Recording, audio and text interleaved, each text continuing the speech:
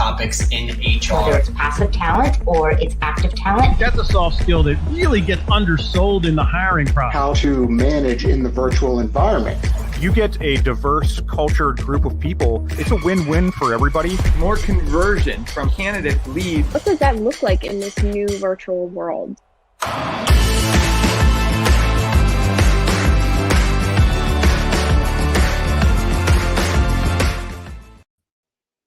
Welcome to Talent Experience Live, or as I like to call it, the greatest show on the internet. As I mentioned before, if I keep saying that, it'll come true. This is your weekly look at the latest and greatest topics in HR, interviews with leaders in the industry, and my personal favorite, taking a look at what's new in HR tech. As I mentioned before as well, Talent Experience Live is proudly brought to you by the team here at Phenom. Our purpose at Phenom is to help 1 billion people find the right job. That is not a typo. It is a true billion. We are well on our way, and we can't do it without our amazing community members. So thank you so much for anyone out there who's tuning in. Thank you for participating in the chats, checking out the replay. Really appreciate it. Couldn't do it without you. Our Talent Experience platform helps candidates find the right fit faster, helps employees evolve in their current role and beyond, helps recruiters achieve some of that next level productivity and efficiency, and helps hiring managers build better teams with data. All of this is powered by super slick artificial intelligence and machine learning. And next week, we've been banging this drum. We're hosting an amazing showcase of our AI technology. This is Phenom AI Day. It's going to be on Thursday, so a week from today, December 9th. It's a 2-hour live broadcast, but if you sign up, if you register, you'll be able to catch the replay if you can't make it. We want you there. So head on over to ai.phenom.com to claim your spot. We've got that sweet ticker down at the bottom here with the URL, so you can check that out on screen. We'd love to have you. So let's take a second to see who's here with us. I always like to say I have the joy and benefit of working for the internet. I get to engage with people all across the globe. It's amazing. So let's see who's here with us. Chime in the comments. Let us know where you're tuning in from, what you do. This is also a great time. You can check out our content, but it's a great time just to network with peers. So maybe you've got some skills or some contacts that might help somebody out. So let's get chatting in the comments here. We are live on LinkedIn, YouTube, and Facebook, so feel free to view on the channel of your choice. Be sure to like and subscribe and do all those amazing things. It helps us out, but also helps you keep tabs on all of our new contents. We always kick things off with an icebreaker here. So I was thinking about this today. What would be a good icebreaker? I know Thanksgiving was last week, but this is the first TXL of December, and the holidays are upon us. So for us, we start decorating right after Thanksgiving. We don't even wait. So we are in holiday mode. So chime in the chat. Let us know your favorite holiday food or beverage. Favorite holiday food or beverage. Would love to hear it. I'll tell you what mine is in just a minute. We have Laura here from Miami, Florida. Laura, thank you so much for joining. And feel free to chime in with your favorite holiday food or beverage. For me, I am Italian. So my great grandmother has passed on a pizzelle recipe down the line, right? So each generation has been working off of the same pizzelle recipe. Pizzelles are these real thin kind of Italian wafer cookies, sugar cookies. Very delicious. Very delicious. But we didn't come here to talk about sweets. We came here to talk about something sweet, and that is employee experience. And there's been a lot of focus on employee experience right now. And if you follow Talent Experience Live, you've seen us cover many of these topics. Oftentimes, the content that we're creating and the discussions we're having, it's really directed towards employers. Here's how you can keep your employees engaged. Here's how you retain your top talent. Here's how you upskill and reskill employees at scale. We're having these conversations. We're directing them to employers. But this episode is really exciting because this episode is not for employers. This episode is for employees. There are so many different paths that we can take right now, and it's incredibly challenging to really figure out which way to go. The market is changing in many different industries, and it's been really challenging to help navigate that. And this is where a career council can be the number one tool in your toolbox. We have a couple holiday favorites in the chat here, so we're going to shout those out before we get started here. Eggnog is my favorite for sure. Laura, I won't ask what you put in that eggnog. That's your own business, your own prerogative. Caitlin says, my dad makes and bottles his own homemade Irish cream and shares it with all of our neighbors and friends. That sounds awesome. It's probably a favorite on the block every season. And then we have peppermint covered. Peppermint covered in any kind of chocolate is always a win. Thank you so much, anonymous LinkedIn user. I appreciate your feedback. Awesome. So let's get started. Let's get the show going. We have Erik Harbison with us today. Erik Harbison is the co-founder and president of the Marketing Help. And the Marketing Help is really amazing. We'll talk a little bit about it. It is a career acceleration platform. It is absolutely one of the best resources you can check out as a marketing professional. And it's built for modern marketers who need that extra boost in navigating their career. Erik is also an educator at the university level. Erik introduced me to educating at the university level as well, which is really amazing. He is my former CMO in a previous role, and he's been a great coach and mentor for me personally. So without any delay, let's bring on Erik to the show.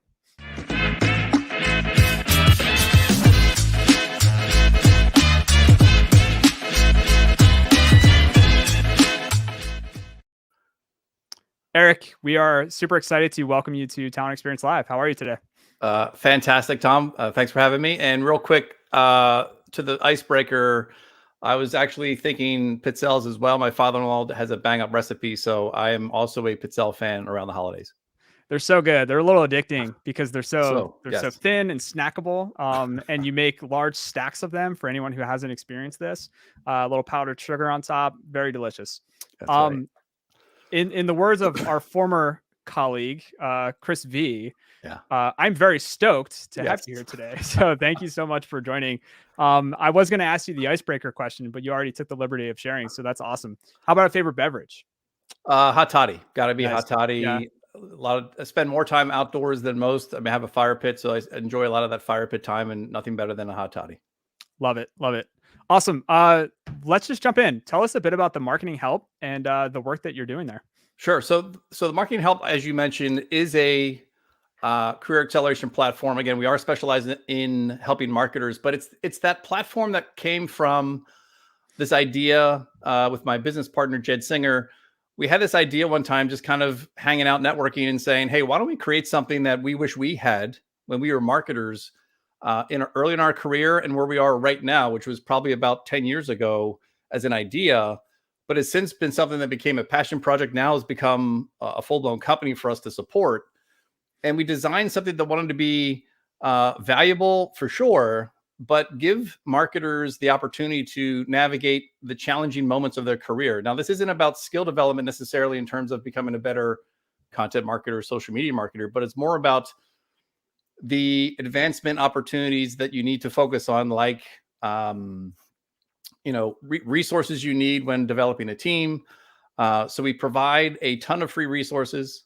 We provide guidance and connections through a private community that we have. So it's kind of ballooned over the last couple of years as we've developed our network and have just been adding value to it every month that goes by, whether it's the new podcast episode or it's going to be a course or a workshop.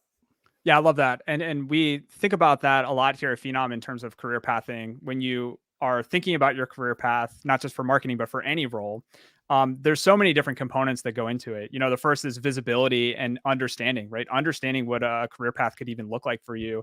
And then it's not just, to your point, okay, if I just get these 5 or 6 skills and check that off the box, or I do this one activity one time, or I get this single certification, I'll be ready for that next step. There's so much that goes into it. And you want to tap into all of the different resources that you possibly can. We'll talk a little bit about that today.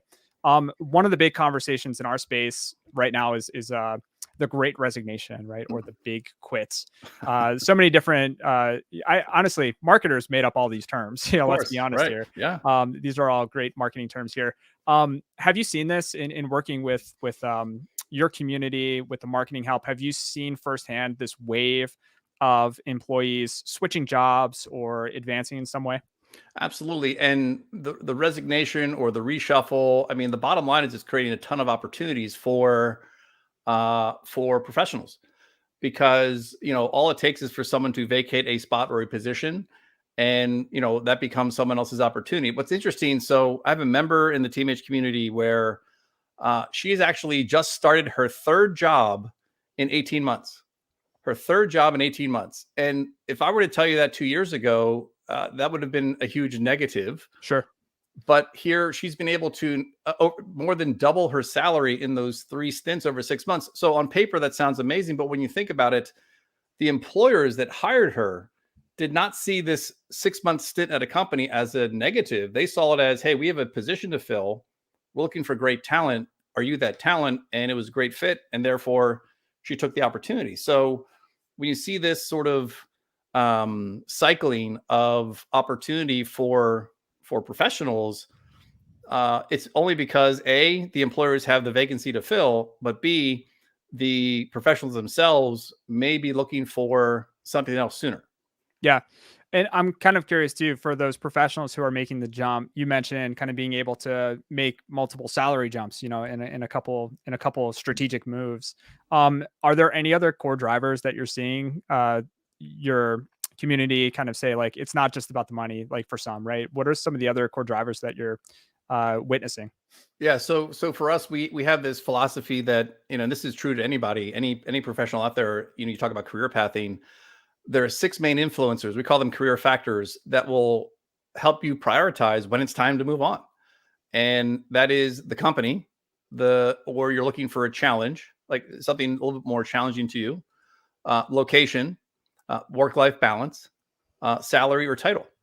So we're seeing in these conversations that it's someone's realizing that, hey, you know what? Balance was important to me before, but you know what? I'm ready to learn a ton. So I want to go make a move for a role that has more challenge, and I'm ready to give up my weekends because I want to learn a ton. So when you start to prioritize these factors, you really get a better sense of what is the best fit for you right now, given the climate. So any one of those 6 factors, they can shift in a matter of months, or in some cases, 3 to 6 months. I think that's a great segue into kind of the crux of the conversation that we'll have today around kind of creating your own personal career counsel, and how important and critical that is when we're talking about making some of these moves or considering some of these career moves. Because in my experience, right, and I'm sure many have experienced this as well, you don't always know what you want, right? And I think you can oftentimes see, because you mentioned the 6 factors, you might be hyper focused on one factor and not really understanding how the other scales are going to tip, when you make a specific move, only to find, maybe 6 months later or 12 months later, you made the wrong move, right? You might have made a move to tip one scale, not realizing the other side was going to tip. And I think that's, there's an opportunity to really engage with people who have made similar mistakes, right? Because they can help illuminate and help talk about that. So originally, when I heard about this concept of a personal career counsel, it was on your podcast, the Marketing Careers podcast. I think it was back in the spring, maybe May. And I thought it was genius. So I wanted to reach out to you and have you on the show so you can kind of talk through it, because it doesn't just apply to marketers. This applies to any professionals who are trying to make strategic decisions and strategic moves in their career. So at a high level, can you walk us through kind of the general concept of what the career counsel is, what it looks like? Sure. So the career counsel is something, again, Jed and I were just talking around ways to help marketers get a better sense for their direction. And you're right, this applies to no matter what career or industry you're in. But at a high level, it's thinking about, and this is coming from a marketer's perspective, thinking about yourself as your own brand or company.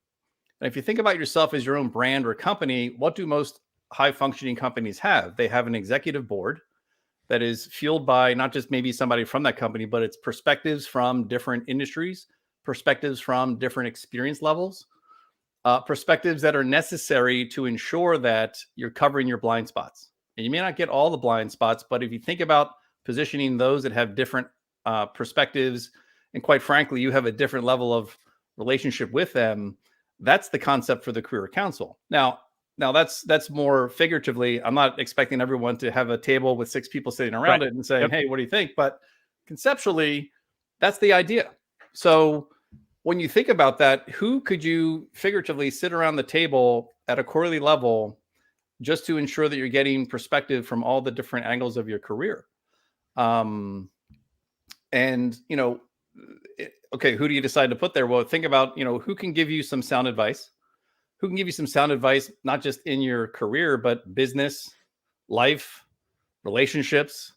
But then also who can give you that direction, specific tactical or strategic direction for your craft, whatever it is that you do in a day-to-day basis. And then maybe there's just the who can you be yourself with? Because we know there's a professional angle, but there's also a personal angle here too that lets you be you so that you can gain and get that sort of feedback. Yeah, and I love that idea. And stepping back, it's not a Zoom call with all these individuals on one having your virtual board meeting. But I love the idea of thinking about yourself and your career as its own business, as its own entity, and where do you want to take it, and for what reasons do you want to take it there. So when we're thinking about going out and forming the relationships, I'm assuming this isn't formal. We're not sending a LinkedIn message or saying, hey, inviting would them, you like to be on my personal career council? It's not that formal, right? But you're practically going out and you're forming or continuing to build on existing relationships. So what are some of the recommended ideal players, like former colleagues, former boss, like who are you thinking makes up the best career council? Well, starting with who it shouldn't be. Now, again, this isn't an absolute, is all individual, but you try not to have it be anybody that you're dealing with on the day-to-day basis, i.e. your direct manager. Yep. Your direct manager does give you advice for in the trenches sort of things. And yes, we have great bosses that give us some wisdom and things like that, but try to think about those that are outside of your day-to-day. And you may have that former, so think about it this way, there's a former peer or colleague, right? Someone that knew you in the earlier version of yourself, right? Because they probably have that perspective and you're probably still in contact. There's probably you want to have a trusted family member. Now, could be parents, could be uncle, could be siblings, whatever it is, but there's someone, again, that knows you better, they're almost as good as you do. A former manager, which could have been that former peer colleague. Again, when we say the word former, it's trusting somebody that knows where you were and knows where you are. So they've seen you transition in some way, shape, or form, and that's going to give that kind of unbridled perspective on what the advice or inspiration you could need. And then the other two to keep in mind here, which again are more dependent upon who you are, what you're looking to do, but think about that industry expert, the person that has the receipts and has done what you want to do. And that could be that person doesn't have to be someone you know by name or have their phone number. It could be just the person in your industry that does it well and has been successful. And for those in marketing, it could be a Gary Vaynerchuk, it could be a Simon Sinek, it could be whoever it is in your industry that has that sort of experience and advice. That could be somebody that you identify. And then there's going to be somebody, if it isn't that industry level expert, there's going to be somebody maybe who has 2 or 3 steps, has the position that you want in 2 or 3 steps from now. The VP, the CMO, the head of whatever the department is that you want to work in. Who's that person? And take a step back and look at all those individuals. And again, whenever you are faced with those certain challenges or have that certain need for inspiration or education, these are the folks that you want to be contacting. Yeah, we have a great comment here too from Jen. When I needed to get back into the workforce, I had a ton of questions and wasn't sure where to start. Former colleagues, family, and friends were my go-to. But I do think an industry expert could have been super helpful, so I definitely appreciate that too. Yeah. Or if, your alma mater, if you if you went to a college or a graduate program, they're always looking for opportunities to help out their former students. So it's another great person you could tap into, especially if it aligns with the professional area you want to go into. Yeah. Awesome. I love this idea. I love this concept. I'm thinking about, practically, right? Because it's not just about, going to people when you need something from them, right? That's not how relationships work, right? You don't not talk to somebody for 2 years, and then just dial them up and say, hey, I'm thinking about a career move. Right. Help me out here. I'd love your advice. You can do that, right? But it feels to me like there should be more of a cadence, right? More of an upkeep of these relationships. So what do you recommend? Is that aligned with what you're thinking? Is this a relationship building 101 really? It can be. So you think about those individuals you identify to be in your council. Ideally, the family members, it's unconditional. So call them when you need them, and Sure. they'll be happy to give you the 2 cents. But when you start looking at some of those other individuals, there is an element. If you think of the degree of cadence required, the less you know somebody formally, probably the more frequent you want to be engaging with them. So industry experts, you're commenting on their content because it's valuable, not just because you have to, you do it because you want to. So that when you do pose that direct question, it isn't that estranged, coming from somebody asking for a big favor. So there's got to be some sort of cadence where there's the relationship building, where you want to make sure that there's some frequency. And again, all it could be is just a, hey, how's it going? I have a mentor that I talk to sometimes every month for nothing other than just catching up. But then we won't talk for 3 months. But then I'll send a text message and we're on a phone call in a minute and I'm getting sage advice. Sure. So again, that's the selection of who that individual is. I know that the cadence can fluctuate, and that's okay.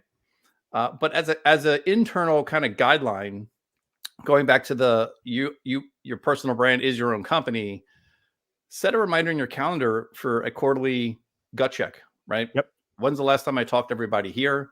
Can I be engaging more with that industry expert? Because they have advice, they have value for you. So what else can I be doing to maintain a steady pulse with them? And if you set that, some may want to do it monthly, but again, you keep it at a quarterly cadence. That can keep you on track to make sure that you're giving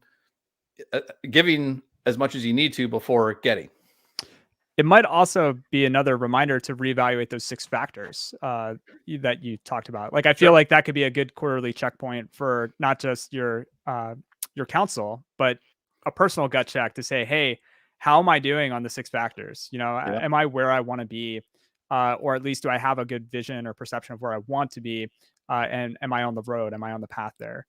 So that feels like a good QBR, quarterly business review, for your own personal business. You got it. You cool. Look at those things to determine, to make sure that you're still focused on the right priorities and what matters. You're getting access to what matters to you at that point.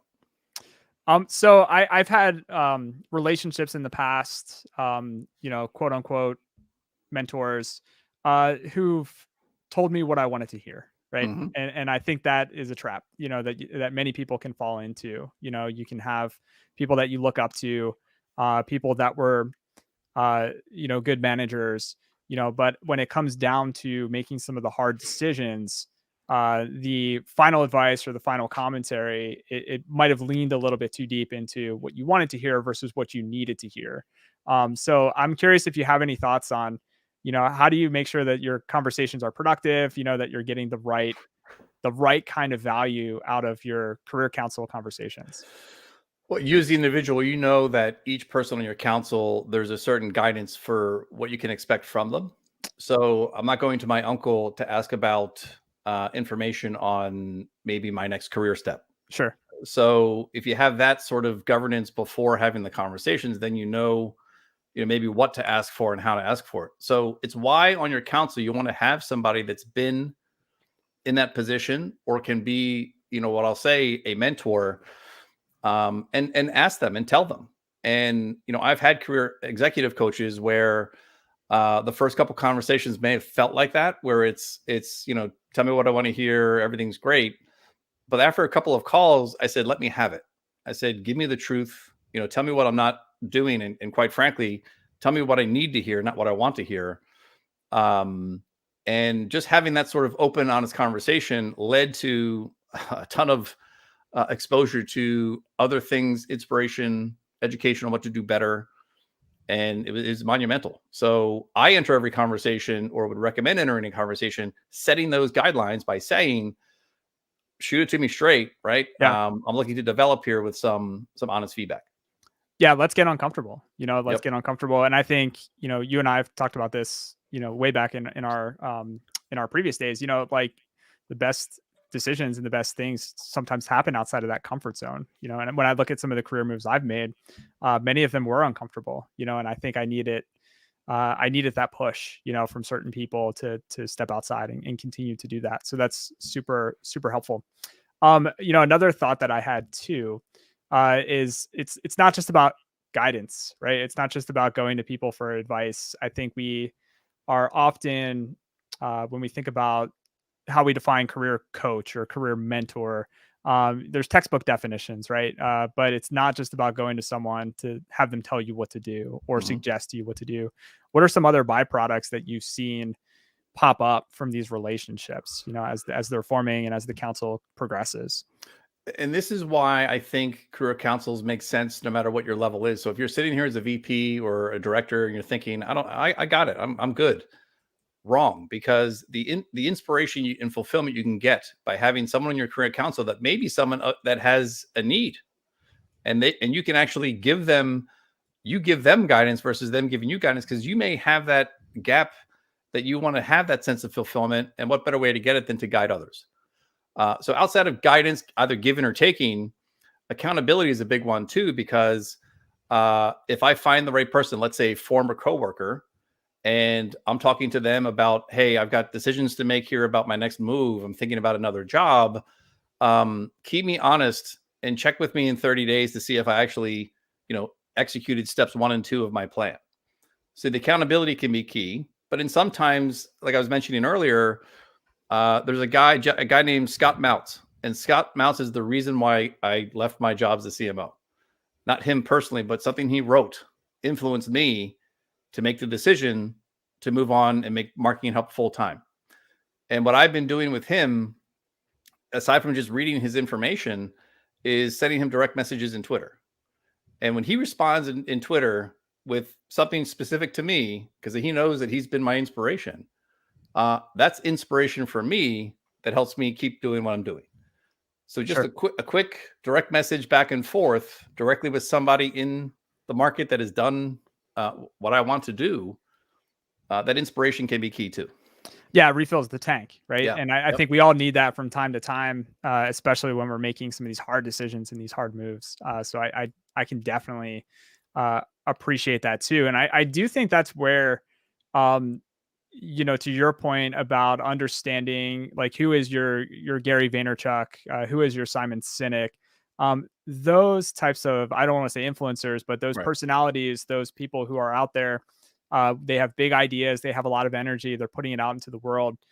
They are great at filling your tank, and I think having a few of those in your back pocket to make sure you can always turn to them, and then occasionally, send that direct message, have that one-on-one, even if it's short, even if it's brief, it's affirmative, and it helps you keep going with some of those hard decisions.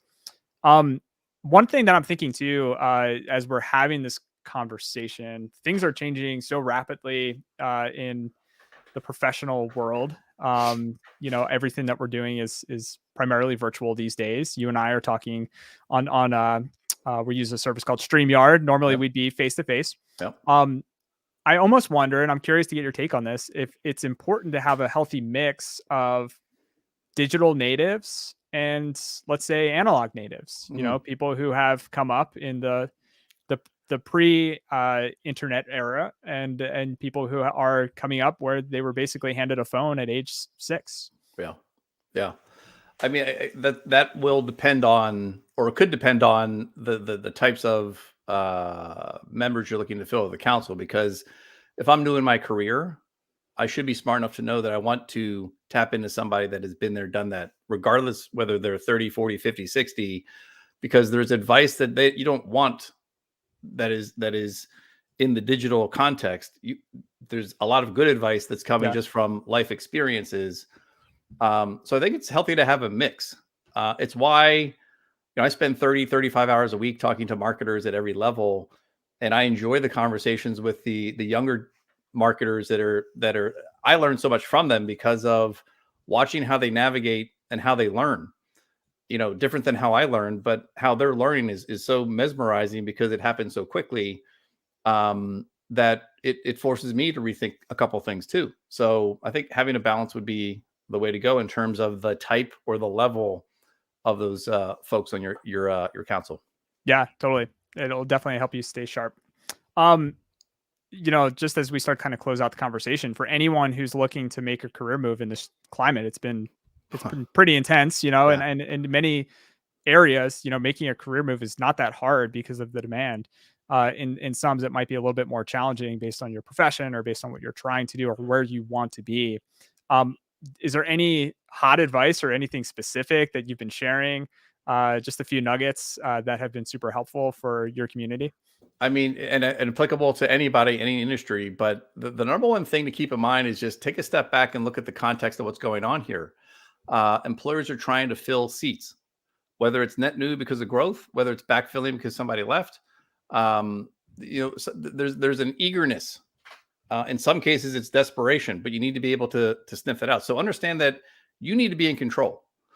And by being in control, you need to focus on, I'll say, conversations over applications, because there's so much traction you can make in being selective about having conversations with environments that you know you're going to work best in, given everything you learned or the reasons why you want to leave your job. Take the time to focus on where you want to work, and then focus on conversations with people at those companies, and let that be just your micro action to get started. Because what we don't want to be doing now, just given the context, is mass applying everywhere, because what that does is it saps energy and it lowers confidence. And when that happens, we go into a very ugly cycle of just lack of progress. Sure. So be selective. Start with conversations before doing any sort of application. Yeah, I appreciate the focus on conversations. The past 18 months, anyone who I've interviewed for a role here at Phenom, I've said up front, you're interviewing me just as much as I'm interviewing you, because it's so critical that you Yes. are finding yourself in the right environment for you to thrive, just as much as we're trying to find the right person to fill that seat. So that desperation does sneak in, in certain areas where they'll take anybody, and you're right, you do have to sniff that out, because you don't want to just accept a role if you have a hunch that the environment's not going to be right for you in the long term. Awesome. Well, this has been really helpful. Any final thoughts or any final gems you want to leave us with? Well, I mean, in terms of the career council, I mean, really, Sure. it's just, don't make it overwhelming. Start small, right? So of all the individual types that I shared with you, maybe pick the one that's most recognizable to you now, and start there and get comfortable, maybe a former colleague and a family member, and don't wait until you have the need to converse with them or pick their brain, and then expand from there. And it's one of those things where you do it now in little bits and pieces, and it's going to be such a foundation for you when you really need it. And Sure. we don't know when we're going to need to make our next career move, but the career council does set as a good foundation to tap into. Yeah. I really appreciate you coming on and kind of sharing this concept. If you tuned in late to this episode of Talent Experience Live, we're here with Erik Harbison. Be sure to backpedal, hit the rewind button, start at the top. Lots of amazing kind of nuggets here for anybody in any profession, any industry to chew on as you're thinking about, what is the right move for you. And it doesn't always mean jumping to another role. It could mean doubling down on growing at an existing opportunity. And that's where your career council can help you identify, some of those different pathways that you might not be seeing. So again, Erik, really appreciate having you on. For anyone who's interested, any marketers out there who are interested in learning more about the marketing help, where should they go? So definitely connect on LinkedIn, no matter who you are. Happy to help you in any way I can, even if you're not in marketing. But the marketinghelp.co is probably the best place to start. There's tons of links off to our membership opportunities, our courses, both free, and we have other tiers as well. So definitely check those out. Or you can just send me an email directly, Erik, ERIK, at themarketinghelp.co. Awesome. Yeah. And we'll drop some links to you in the blog post recap that we'll have for this episode. Erik, it was great to reconnect. Yes. Maybe one day in our future, we'll get together, have some hot toddies and pizzelles. That would be a nice thing. Hopefully the future will allow us to do that in these wild and crazy times we're living in. But yeah, thanks again. Really appreciate it. And hope to talk to you again soon. Definitely. Thanks, Tom. Appreciate it. See ya. Awesome. Well, there you have it. We dove into how to develop your personal career council, why you need one, who should be on it. I really hope that you take some of this information and you start to get started with this. I mean, you have the contacts. We have a couple of LinkedIn users who are chiming in. Very informative. Thank you so much, everybody who tuned in. We have Jen, Laura. Really appreciate all of you. Christina, thank you. Caitlin, thank you. I want to roll one clip before we go, because we are 1 week away from Phenom AI Day. And we've been talking about this for 6 weeks now, right? We've been talking about this for a long time. So Justin Devitt, our amazing producer who's behind the scenes, pulling the levers, dialing the knobs. Why don't you roll that video and then we'll close out the show. It's being called the Great Resignation. A record number of Americans are telling their bosses, I quit. 4.3 million people quit in August. That's the highest number of people quitting on record dating back to more than 20 years. And that's up from 4 million who walked away from jobs in June. Many businesses are suffering from a major shortage of workers. With the 10.4 million jobs open, employers are scrambling to find help. And according to analysts, hiring new employees is only half the battle. Companies face a steep penalty if they are unable to retain employees they already have. A new survey from productivity firm Lattice found that 54% of respondents are looking to change jobs, and 43% say their career paths have stalled or, quote, slowed to a crawl. There's all kinds of reshuffling and reallocation happening in the economy, and that's going to cause friction and a lot of pain for human resources departments, frankly.